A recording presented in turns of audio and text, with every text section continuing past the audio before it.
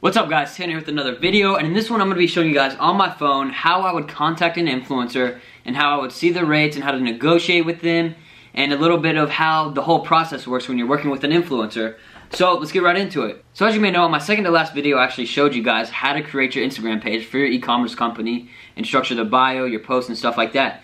Alright, so now we're on my test page that I created 2 videos ago.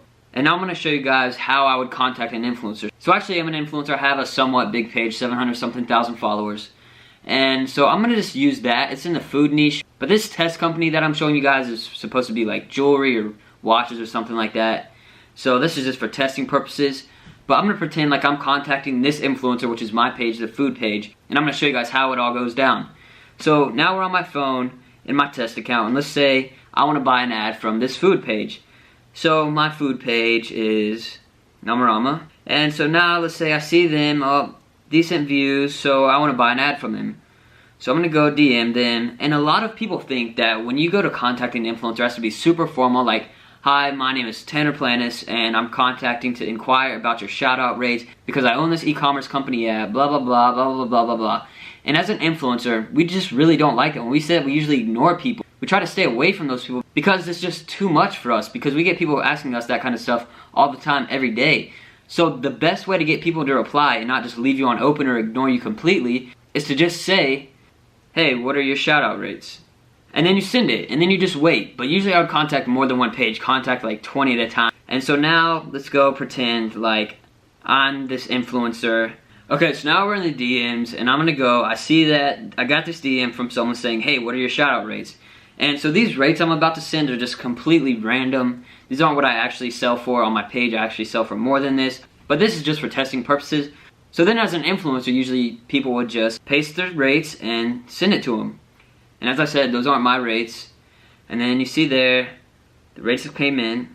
Okay, so then if I was this little e-commerce company, then I would go back into my DMs. So we'll go here to that page, and you see that the influencer sent the rates. So then I'll be thinking in my head, okay, I want a 2-hour post, but $50, that's a little bit too expensive for me. So I'm gonna counter with, let's do 30 for a 2-hour.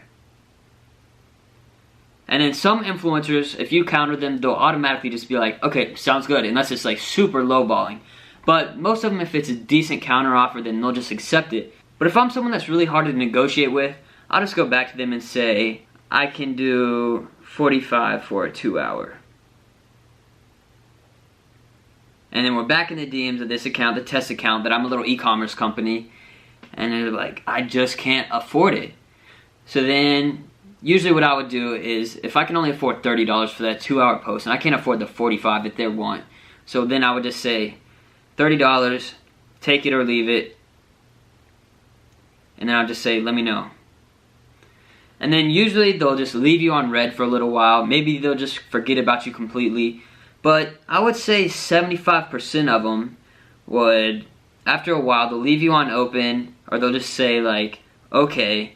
And then probably maybe a few hours later, or a day later even, they'll contact you back and be like, hey, let's do it for $30, 2-hour post.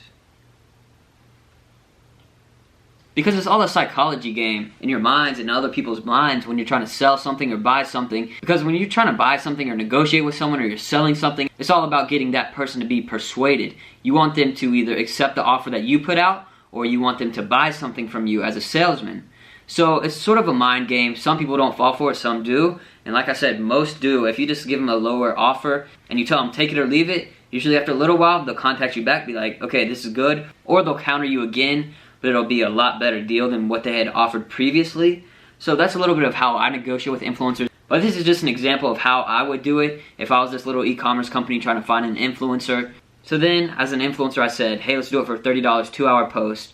And then I would go back to my little e-commerce Instagram and say, okay, sounds good.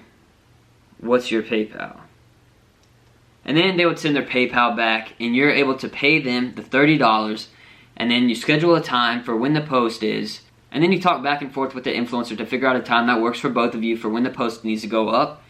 And then after you pay them, you send them the content that you're using for the ad, and then whatever time you guys settle on, they'll post on.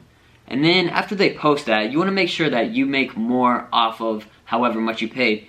So if I paid $30 and I sell a product on my website, my e-commerce website, for 30 bucks, then I would want to make at least 2 sales so I can make 100% back.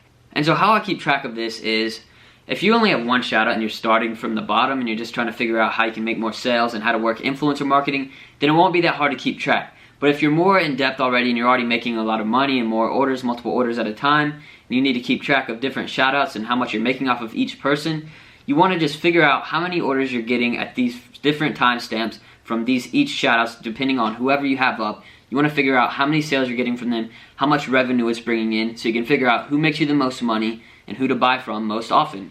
So that's what I've been doing recently with my recent stores, trying to figure out who makes me the most money so I can stay the most profitable and not pay the people that don't make me as much money. So that's pretty much how it would work on how you would contact an influencer, negotiate with him, and set up the post. So let me know in the comments below if you have any questions about influencer marketing or how to contact influencers or anything like that. But hope you enjoyed this video. Make sure to leave a like, comment, and subscribe. Peace.